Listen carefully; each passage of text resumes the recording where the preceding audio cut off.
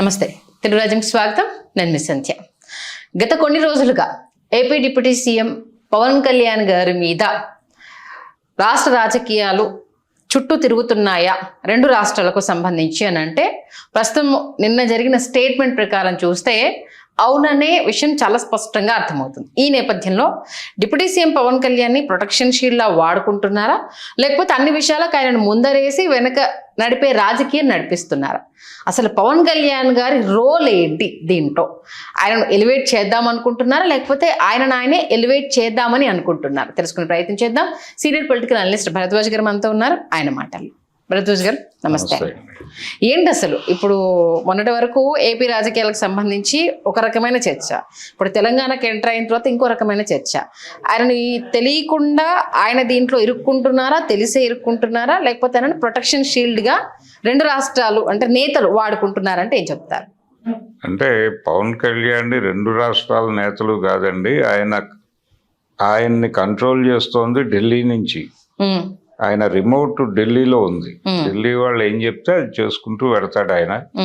నిన్న ఆయన ప్రసంగం మొత్తం కూడా అక్కడి నుంచి వచ్చిన స్క్రిప్టే చదివాడు.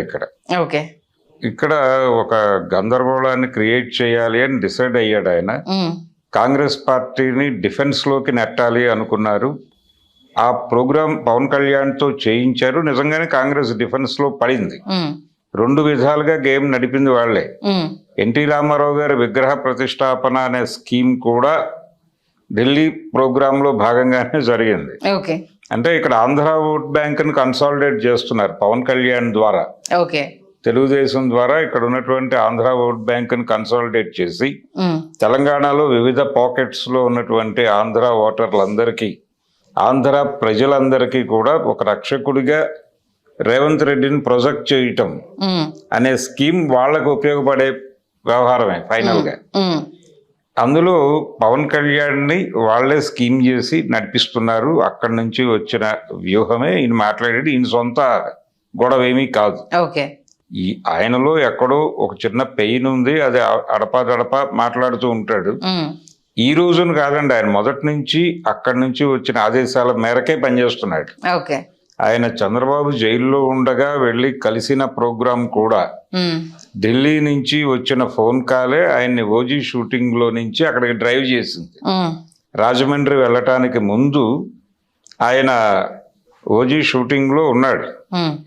ఓజీ షూటింగ్ జరుగుతుండగా పొద్దున్నే ఆయన షూటింగ్కి వెళ్ళాడు పద్ధతిగా. వెళ్ళి అక్కడ షూటింగ్ చేసుకుంటూ ఉండగా మధ్యలో ఢిల్లీ నుంచి ఫోన్ వచ్చింది. బాబు, నువ్వు ఇమ్మీడియట్ గా రాజమండ్రి వెళ్ళిపోయి ఇక్కడి నుంచి వెళ్ళిపోయి అక్కడ చంద్రబాబు గారికి ఇంటర్వ్యూ ములాఖాత్ పెట్టి, ఆయన అటు ఇటు చూస్తున్నాడు. ఇండియా కూటమి నుంచి ప్రకటనలు వస్తున్నాయి. మీకు ఏదైనా మేలు జరిగితే అది ఎన్డీఏ నుంచే జరుగుతుంది. ఎన్డీఏ విండో మూసి ఉంచకండి, తెరిచి ఉంచండి, మీకు మేలు అక్కడి నుంచే జరుగుతుంది అనే మాట చెప్పి బయటకు వచ్చాయి అని వాళ్ళు స్క్రిప్ట్ చెప్పారు. అదే వెళ్ళి చెప్పొచ్చాడు. అక్కడ బయటకు వచ్చి, నేను తెలుగుదేశం పార్టీతో కలిసి పోటీ చేయబోతున్నాను వచ్చే ఎన్నికల్లో, అలాగే బీజేపీ కూడా మాతో కలిసి పోటీ చేస్తుందని నమ్ముతున్నాను, ఆ విశ్వాసం ఉంది నాకు అన్నాడు ఆయన. అయిపోయింది. ఆ పద్ధతిలోనే ఆయన ప్రతి అడుగు డిజైన్డ్. అంటే రజనీకాంత్ సినిమాలో డైలాగ్ ఒకటి ఉంటుంది, దేవుడు ఆదేశిస్తాడు, అరుణాచలం పాటిస్తాడు. ఆ పద్ధతిలో ఢిల్లీ నుంచి ఆదేశిస్తుంది, ఢిల్లీ ఆదేశం వస్తుంది, పవన్ కళ్యాణ్ అడుగేస్తాడు. అంతే, అంతకు మించి ఆయనకి ఏమీ లేదు. ఆయన పాయసంలో గరిట లాంటి వాడు. ఇప్పుడు వైఎస్ఆర్ టచ్ చేయడము అనేది అంటే రెండు రాష్ట్రాలను, ఇప్పుడు కాంగ్రెస్ పార్టీలోనూ ఇటు జగన్ పార్టీ, ఇటేమో వచ్చేసరికి జగన్మోహన్ రెడ్డిది, ఇటు వచ్చేసేమో కాంగ్రెస్ నుంచి వీళ్ళు రియాక్ట్ అవ్వాలంటే ఆయనని ఇమిటేట్ చేస్తూ మాట్లాడడం అనేది అది ఏ రకంగా స్ట్రాటజీ? ఎందుకంటే ఇటువైపు నుంచి ఏపీలో జగన్ పార్టీ రియాక్ట్ అవుతుంది, ఇటువైపు నుంచి కాంగ్రెస్ పార్టీ రియాక్ట్ అవుతుంది. అంటే ఏంటి ఆ స్ట్రాటజీ అసలు? అంటే అక్కడ వైఎస్ రాజశేఖర్ రెడ్డి గురించి నెగిటివ్ మాట మాట్లాడాడు, పాజిటివ్ గాను మాట్లాడాడు. ఈ రెండు ప్రస్తావనలు చేయటం అంటే ఇక్కడ ఉన్నటువంటి వైఎస్ బ్యాచ్ని న్యూట్రల్ చేసి మీరేమిటో తేల్చుకోండి అని మీకు అవకాశం ఉంది. మా దగ్గర కూడా మీరు ఆ రెండు కాంపౌండ్లు ఆల్రెడీ చూస్తారు. ఏది కాంగ్రెస్లో ఉన్నారు, ఆ టైంలో తెలంగాణ వ్యతిరేకులుగా బిహేవ్ చేశారు, మళ్ళీ తెలంగాణ పార్టీలో చేరారు, మేమే తెలంగాణ అన్నారు. ఈ డ్రామాలు ఇక్కడ కూడా ఆడటానికి అవకాశం ఉంది. అంటే ఆ పార్టీకి వెన్నుపోటు పొడిచి వచ్చేసేయండి, మీకు ఇక్కడ కూడా ప్లేస్మెంట్ ఉంటుంది అన్న టోన్లో వైఎస్ని ఆ రోజుల్లో వైఎస్తో ట్రావెల్ అయిన వాళ్ళకి కూడా ఒక ఇది పంపించారు, ఓకే. ఒక సూచన. దాంతోపాటు వైఎస్ పట్ల మాకు క్రిటికల్ ఒపీనియన్ ఉంది అని కూడా చెప్పించారు ఇతనితో. అది ఆంధ్రాలో ఉపయోగపడుతుంది జగన్ని కంట్రోల్ చేయటం కోసం. ఇలా చాలా వ్యూహాత్మకంగానే ఆయన ప్రసంగం మొత్తం నడిచింది. మళ్ళీ ఇంకోటి, నిన్న మొన్నటి వరకు బీజేపీ మాకు ఇక్కడ ఎవరితో పొత్తు పెట్టుకునే అవసరం లేదు అంటూ గతంలో స్టేట్మెంట్ ఇచ్చింది. బట్ నిన్నటి నుంచి ఆయన మీటింగ్ పెట్టుకున్నా అంటే మీకు వచ్చిన బాధ ఏంటి, అసలు మీటింగ్ ఇవ్వకపోవడం, మీ పర్మిషన్ ఇవ్వకపోవడం వల్ల కదా అంటూ టోన్ చేంజ్ అయిపోయింది.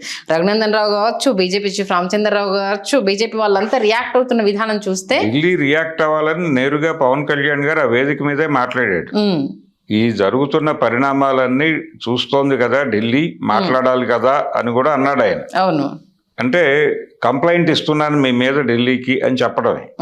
అయితే రేవంత్ రెడ్డి గారి గొడవ వేరు. ఆయన తన ఇమేజ్ అంటే ఎన్టీఆర్ విగ్రహం సందర్భంగా దెబ్బతిన్న ఇమేజ్ని కాపాడుకోవడానికి పవన్ కళ్యాణ్కి చెప్పే ఆయన్ని వాడుకున్నారు. ఆయనకు తెలుసు ముందే సభకి పర్మిషన్ రాకపోవచ్చు అనేది ఆయనకి ముందే తెలుసు. వాళ్ళు ఇవ్వలేదు, వాంటెడ్గానే ఇచ్చి ఉండాల్సింది కానీ ఇవ్వలేదు. ఇవ్వకపోవడానికి రేపొద్దున ఎవరినైనా తొక్కుతాం మేము అనే ఇండికేషన్ కూడా. అందులో ఇప్పుడు పవన్ కళ్యాణ్కి ఒక ప్లస్ పాయింట్ ఏంటంటే, అంటే ఈయన టచ్ చేస్తే ఈయన రియాక్ట్ కాకపోయినా ఈయన అభిమానులు, ఈయన వీరాభిమానులు, ఈయన పిచ్చి అభిమానులు వీళ్ళందరూ రియాక్ట్ అవుతారు. అంటే టాపిక్ డైవర్ట్ చేయడానికి ఆయన రాకపోయినా వీళ్ళని ఉపయోగించుకోవచ్చు అనే ఒక కాన్సెప్ట్ కూడా ఇక్కడ ఉంది. అయితే పవన్ కళ్యాణ్కి గతంలో ఉన్నంత కల్ట్ ఫ్యాన్స్ అయితే లేరు, డైల్యూట్ అయ్యారు. ఓకే. పవన్ కళ్యాణ్ ఒకప్పుడు పవన్ కళ్యాణ్ ఏదన్నా మాట్లాడితే ఎవరైనా సోషల్ మీడియాలో వాళ్ళని చీల్చి చెండాడేవారు. అవును, అది కత్తి మహేష్ రుచి చూశాడు ఒక దశలో, తర్వాత శ్రీరెడ్డి గారు రుచి చూసింది ఆవిడ. అవును, వీళ్ళందరి మీద చాలా ఓపెన్ గా రోజువారీ దాడులు జరిగేవి, బహిరంగంగా కూడా దాడులు చేశారు. అవును, భౌతిక దాడులకు తెగబడిన పరిస్థితి కూడా చూసాం కత్తి మహేష్ మీద. ఇప్పుడు అంత డైహార్డ్ లేరు, అక్కడ డైల్యూట్ అయింది. ఇప్పుడు మొన్న గొడవ చేసిన వాళ్ళందరూ ఆస్పిరెంట్స్ అయ్యి అవును, టికెట్ల కోసం పాకులాటే కనిపించింది వాళ్ళ మాటల్లో. పవన్ కళ్యాణ్ మీద అభిమానం కన్నా కూడా పొలిటికల్ మైలేజ్ గా ఎలివేట్ చేసుకోవడానికి వచ్చిన సందర్భాన్ని ప్రతి ఒక్కరూ వాడుకున్నారు. దాంట్లో సాగర్ కావచ్చు, తనీష్ కావచ్చు, సంపత్ కావచ్చు, వీళ్ళందరూ ఏంటంటే జనసేనకి మేం ఫేస్ ఆఫ్ ద అంటే క్యాండిడేట్స్ అనేసి వాళ్ళు చెప్పుకునే ప్రయత్నంలో సక్సెస్ అయ్యారు. వాళ్ళందరూ అంటే జనం నోళ్లలో నానారు. ఓకే. అంటే ఈ ఎంటైర్ ఎపిసోడ్ లో మీకు పవన్ కళ్యాణ్ గారిని చూసినప్పుడు ఏమనిపించింది అసలు? ఆయన పాయసంలో గరిట అండి. ఆయన అంటే పాయసంలో గరిటకి పాయసం రుచి తెలియదు, దాని వేడి తెలియదు. జస్ట్ బౌల్లో సర్వ్ చేసుకుని ఎవడో తాగుతాడు, తాగిన వాడికి రుచి తెలుస్తుంది, వేడి తెలుస్తుంది. గరిటకి దాంతో సంబంధం లేదు. సర్వ్ చేసామా లేదా అన్నంత వరకే దాని బాధ్యత. అలా ఆయన టోటల్ గా పాయసంలో గరిటలాగా మారిపోయాడు. ఆయన ఎవరికో సర్వ్ చేస్తున్నాడు తప్ప ఆయనకేం ప్రయోజనమో ఆయనకే అర్థం కావట్లేదు. ఇది ఆయనలో ఎక్కడో ఇన్నర్ దీనిలో ఒక పెయిన్ ఉంది. మొన్న ఇప్పుడు టీవీకే పార్టీ విజయ్ గెలిచిన తర్వాత ఇంకా అది ఎక్కువ అయింది అనేది. మొన్న ఏపీలో ఏంటంటే కటౌట్లు పెట్టి గెలిచేశారు, మేము రోడ్ల మీద ఉన్నా, మమ్మల్ని 15 సంవత్సరాలు ప్రత్యక్ష రాజకీయాల్లోనూ మమ్మల్ని ఎవరు పట్టించుకోలేదు అంటే కూడా ఫ్రస్ట్రేషన్ అనేది బయటికి రావడం అన్నాడు. కానీ అతనికి కూడా సుదీర్ఘమైన ప్రయాణమే ఉంది ఈయనలాగానే. ఆయన 2009 నుంచి తిరుగుతున్నాడు రోడ్ల మీద. అవును, ఆయన ప్రతి నియోజకవర్గంలో ఉన్న అభిమానుల్ని కూర్చోబెట్టి సమావేశాలు నడిపాడు, ఆర్గనైజ్ చేశాడు, ఫ్యాన్స్ని ఆర్గనైజ్ చేయటం కోసం తిరిగాడు. ఆయన తిరిగిన తర్వాత ఆయన టచ్ చేయకుండానే అక్కడ అభిమానులు పనిచేశారు. అలాంటి ఒక నిర్మాణం ఏర్పాటు చేసుకోవటం అనేది చాలా మంది హీరోలు చెయ్యరు, ఆయన చేశాడు. అంతకుముందు ఎన్టీ రామారావు గారు చేశాడు అది. ఆయన పొలిటికల్ పార్టీ పెట్టడానికంటే ముందే, అసలు బయటకి రాజకీయ పార్టీ పెట్టే ఆలోచనతో రామారావు ఉన్నాడు అని చెప్పడానికంటే ముందే ఆయన అన్ని ప్రాంతాల అభిమానుల్ని విడివిడిగా కలిశాడు. గుంటూరు మీటింగ్లో ఆయనకి రామకృష్ణ టొబాకోస్ వాళ్ళందరూ అభిమానులు. ఆయన వాళ్ళు మీరు రాజకీయాల్లోకి వెళ్ళకపోతే బాగుంటుంది అని చెప్పారు ఆ మీటింగ్లో. ఆయన సరే మీ ఒపీనియన్ని నేను రికార్డ్ చేసుకుంటున్నాను కానీ నేను ఇప్పుడు వెనక్కి వెళ్ళే ఆలోచనలో లేను. ఓకే. ఈ అవకాశాన్ని మీరు ఏదైనా ఉపయోగించుకుంటారా? ఏవైనా మీకు ఆస్పిరేషన్స్ ఉంటే చెప్పండి. ఇగో బలానా చోట కంటెస్ట్ చేయాలనుకుంటున్నాం, మీరు పెట్టే పార్టీ నుంచి అలాంటివి ఏవైనా ఉంటే నాతో నేరుగా చెప్పుకోవడానికి ఈ అవకాశం కల్పిస్తున్నాను. ఓకే. అంతకు మించి మీ నుంచి వచ్చిన అభిప్రాయాలతో వెనక్కి వెళ్ళటం అనేది ఉండదు ఓకే అని చెప్పేశాడు ఆయన. అలా వాళ్ళు రాజకీయాల్లోకి రాలేదు, వచ్చిన వాళ్ళు వచ్చారు. నెల్లూరు రమేష్ రెడ్డి లాంటి వాళ్ళు వచ్చారు, ఆయనతో పాటు పాల్గొన్నారు. అంటే ఆయన చాలా అగ్రెసివ్గా ఉండేవాడు, రామారావు గారి ఫ్యాన్స్లో అగ్రెసివ్గా ఉండేవాడు. అలాంటి కొంతమంది పాలిటిక్స్లోకి వచ్చి ఆయన వెనకాల నిలబడ్డారు. రామభక్త హనుమాన్ అని పిలిపించుకున్నటువంటి శ్రీపతి రాజేశ్వర్ వీళ్ళందరూ ఆయన కోసం ఏం చేయడానికన్నా వచ్చేసారు. అలా నడుస్తుంది. ఎంజీఆర్ కూడా చేశాడు అది. ఎంజీఆర్ కూడా అభిమానుల్ని వాడుకునే రాజకీయాల్లోకి వచ్చాడు. కానీ పవన్ కళ్యాణ్ అభిమానులతో డిటాచ్ అయ్యాడు. వాళ్ళు డైల్యూట్ అవుతున్నారు. ఆ డైల్యూట్ అవటం అనేది చాలా స్పష్టంగా ఇప్పుడు అర్థమవుతోంది.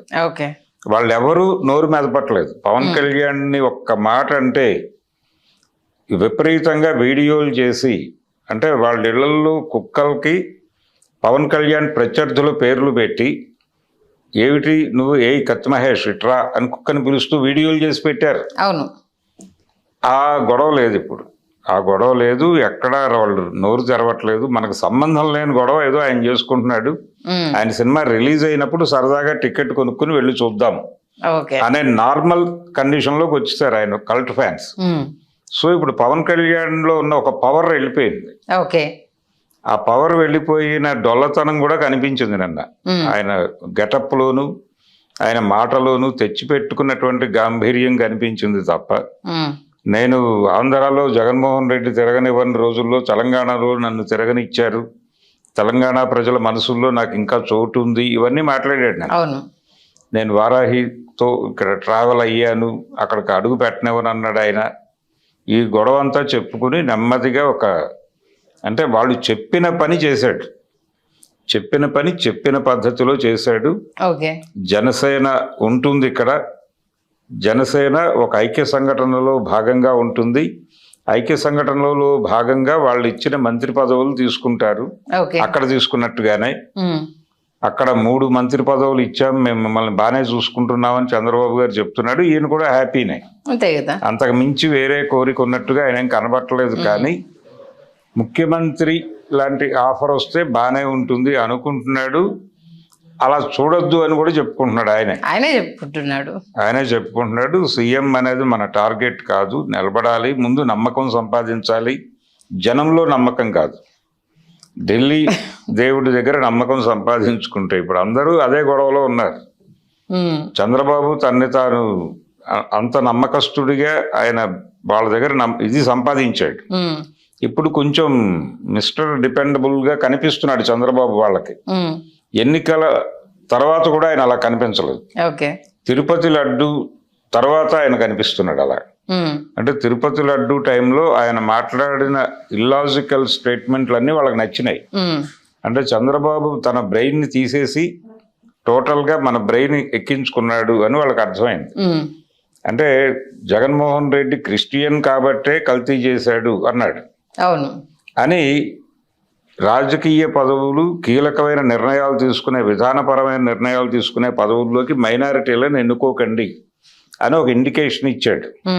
ఇచ్చి ఇలా ప్రసాదాలు కల్తీ చేస్తే దాన్ని నివేదనగా పెట్టినప్పుడు వాటిని ఆ దేవుళ్ళు తింటారు, తిని వాళ్ళ పవర్స్ దెబ్బతింటాయి, తద్వారా ఆ మతం సర్వనాశనం అవుతుంది. ఇది స్కీమ్ వాళ్ళదని చెప్పాడు ఈయన. అంటే విఠలాచార్య సినిమాలో కూడా ఉండనంత ఇల్లాజికల్ కంటెంట్ని ఆయన ఓపెన్గా ప్రెస్ మీట్లో మాట్లాడేంత ధైర్యం చేశాడు. ఆయన పంథా కాకపోయినా ఆయన జీవితంలో అలా ఎప్పుడు మాట్లాడలేదు. ఫస్ట్ టైం అలా మాట్లాడాడు చంద్రబాబు. వాళ్ళు చప్పట్లు కొట్టారు ఢిల్లీలో. అంత సబ్మిసివ్గా బతుకుతున్నాడు చంద్రబాబు. చంద్రబాబు అంత వినయం ప్రదర్శిస్తున్నప్పుడు పవన్ కళ్యాణ్కి అవకాశం ఉండదు అక్కడ. అంతే కదా. తోక జాడిస్తే ఈయనను ముందేస్తారు. అంతే. ఆయన జీహుజూర్ అన్నప్పుడు ఈయనతోటి ఇంకేం పని ఉంటుంది? ఈయనతోనూ పని లేదు. ఇప్పుడు జగన్మోహన్ రెడ్డి గారి క్రైసిస్ కూడా అదే.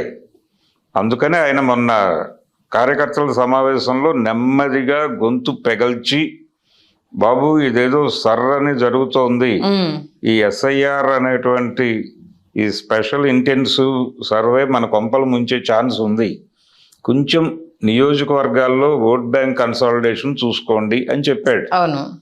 ఆ గొంతు పెగల్చడం వెనకాల చంద్రబాబు నాయుడు గారి ఓవర్ సబ్మిసివ్నెస్ కనిపించింది ఆయనకి. మనకన్నా ఎక్కువగా విధేయతగా ఉన్నాడు ఈయన అనేసని.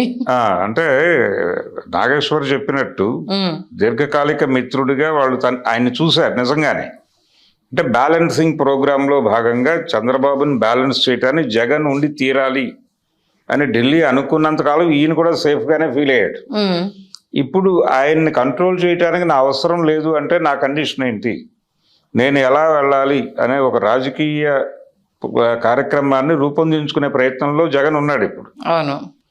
అందుకు ఇండికేట్ చేస్తూ ఆయన ఆ మాట అన్నాడు. ఓకే బాబు సర్ గురించి పట్టించుకోండి మిత్రులారా అని చెప్పడం వెనకాల ఉద్దేశం అది. మొత్తానికి ఎవరి ఆటలు వాళ్ళు ఆడుతున్నారు. సౌత్ని గందరగోళపరచడానికి బీజేపీ తీవ్ర ప్రయత్నాలు చేస్తోంది. ఇలాంటి Success పాయసం కూడా ఇది గరిటెలతో, ఇలాంటి గరిటెలు చాలా తయారవుతున్నాయి. ఓకే. కాబట్టి గరిటెల రాజ్యం తీసుకురావటమే జరుగుతుంది. పవన్ కళ్యాణ్కి ఇక్కడ ఏదో పదవిస్తారు, ఆయన ఏదో సీఎం అభ్యర్థి కాబోతాడు అని కూడా అనుకోలేం. వాళ్ళ దృష్టిలో ఇద్దరు ముఖ్యమంత్రులు ఉన్నారు తెలంగాణకి. ఒక ముఖ్యమంత్రి వస్తాడా రాడా అనేది ఇంకా కన్ఫ్యూజన్ ఉంది. హరీష్ రావు రెండో ముఖ్యమంత్రి గారు రెడీగానే ఉన్నాడు, రేవంత్ రెడ్డి గారు. కాబట్టి వాళ్ళ దగ్గర డెప్యూటీగా అవకాశం ఇస్తే చేస్తాడా ఈయన ప్రిపేర్డ్నెస్ బట్టి అది ఇవ్వడానికి సిద్ధం. అక్కడ నుంచి తీసి ఇక్కడ పెడతారు. అంటే లోకేష్ దగ్గర ఇబ్బంది ఉంది నాకు అనుకుంటే ఇటు వచ్చేస్తాడు, తీసుకొచ్చి రేవంత్ గారి దగ్గర ఉప ముఖ్యమంత్రిగా పెట్టినా ఆశ్చర్యం లేదు. మొత్తానికి ఎవరి క్లారిటీ వాళ్ళకు ఉంది అయితే. అవునండి. ఓకే, మంచి విశ్లేషణ ఇచ్చారు. Thank you sir. Thank you.